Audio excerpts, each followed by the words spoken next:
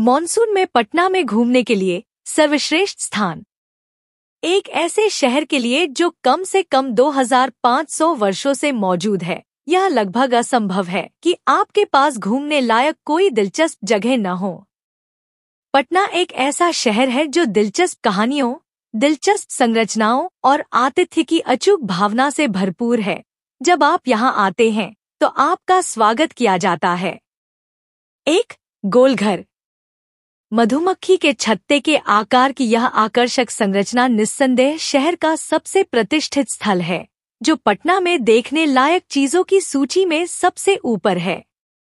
घुमावदार सीढ़ियों वाला एक अनोखा सफेद रंग का गुंबद, गोलघर का निर्माण 1786 में कैप्टन जॉन गारस्टिन द्वारा शहर में तैनात ब्रिटिश सेना के लिए एक अन्न भंडार के रूप में किया गया था। इस संरचना के बारे में ध्यान देने वाली सबसे आश्चर्यजनक बात यह है कि 29 मीटर ऊंचा और 125 मीटर व्यास वाला विशाल गुंबद किसी भी स्तंभ द्वारा समर्थित नहीं है।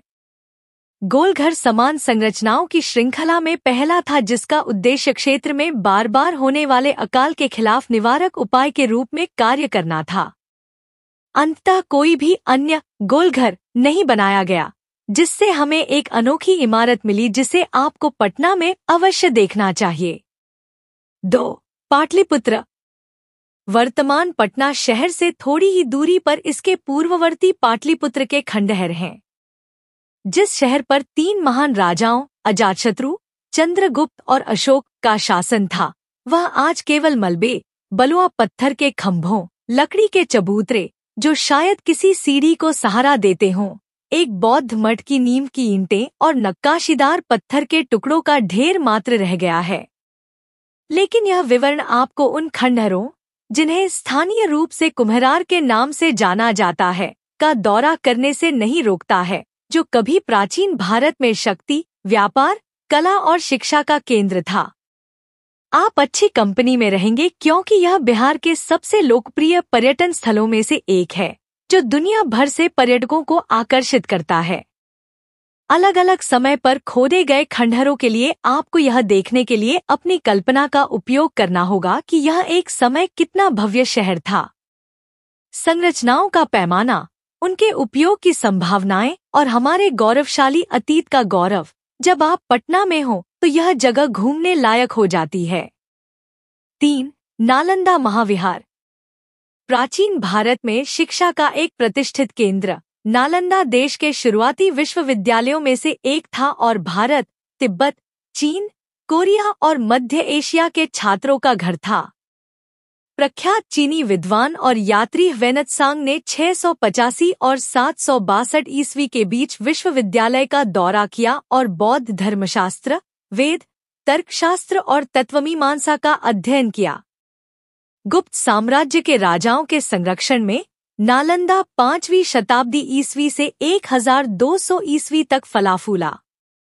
माना जाता है कि शिक्षा के सबसे महत्वपूर्ण केंद्रों में से एक नालंदा में 3 विशाल पुस्तकालय हैं, इतने विशाल कि जब 1193 में इस्लामी आक्रमणकारियों की लुटेरी सेनाओं ने मठ पर हमला किया तो वे 6 महीने तक जलते रहे। पटना से लगभग 95 किलोमीटर दूर यह गौरवशाली विद्वान और मठवासी संस्थान आज अपने स्तूपों, मंदिरों और विहारों के खंडहरों के माध्यम से अपनी कहानियां सुनाता है। यूनेस्को विश्व धरोहर स्थल। इस आकर्षण में खंडहरों के बगल में एक आकर्षक पुरातत्व संग्रहालय भी है। प्रदर्शनों में नालंदा विश्वविद्यालय की मुहर, कांस्य और पत्थर की मूर्तियां शामिल हैं। जब आप यहाँ हो तो प्रसिद्ध यात्री के सम्मान में चीनियों द्वारा निर्मित जुआनजांग मेमोरियल हॉल भी देखें। इस शांतिपूर्ण रुचि के स्थान पर एक दिन बिताएं और शहर के अद्भुत इतिहास का आनंद लें। 4. खुदा बख्श ओरिएंटल पब्लिक लाइब्रेरी।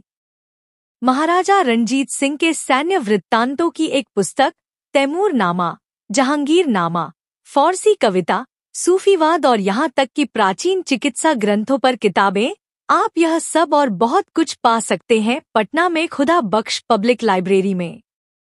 कई लोगों के लिए यह एक आश्चर्यजनक खोज है। यह भारत के कुछ राष्ट्रीय पुस्तकालयों में से एक है और इसमें राजपूत और मुगल युग की दुर्लभ हस्तचित्रित पांडुलिपियां, मुद्रित खंड और उत्कृष्ट पेंटिंग हैं। 2 मंजिला इमारत जिसमें पुस्तकालय है। 1888 में 80,000 रुपए की राजसी राशि का उपयोग करके पूरा किया गया था और 1891 में इसे जनता के लिए खोल दिया गया था। एक पुस्तक प्रेमी के लिए ईडन, यह निश्चित रूप से पटना में घूमने के लिए आपके स्थानों की सूची में होना चाहिए। 5. महावीर मंदिर। भगवान हनुमान को समर्पित सबसे बड़े मंदिरों में से एक, पटना का महावीर मंदिर एक भीड़ भरे शहरी जंगल में एक शांत नखलिस्तान है। संभवतः 17वीं शताब्दी में निर्मित, इस मंदिर को 1947 में भारत के विभाजन के बाद लोकप्रियता मिलनी शुरू हुई जब नवनिर्मित पाकिस्तान से बड़ी संख्या में हिंदू शरणार्थी शहर में बसने लगे। भगवान हनुमान की सुंदर मूर्ति के अलावा मंदिर में पौराणिक राम सेतु का एक तैरता हुआ पत्थर भी है।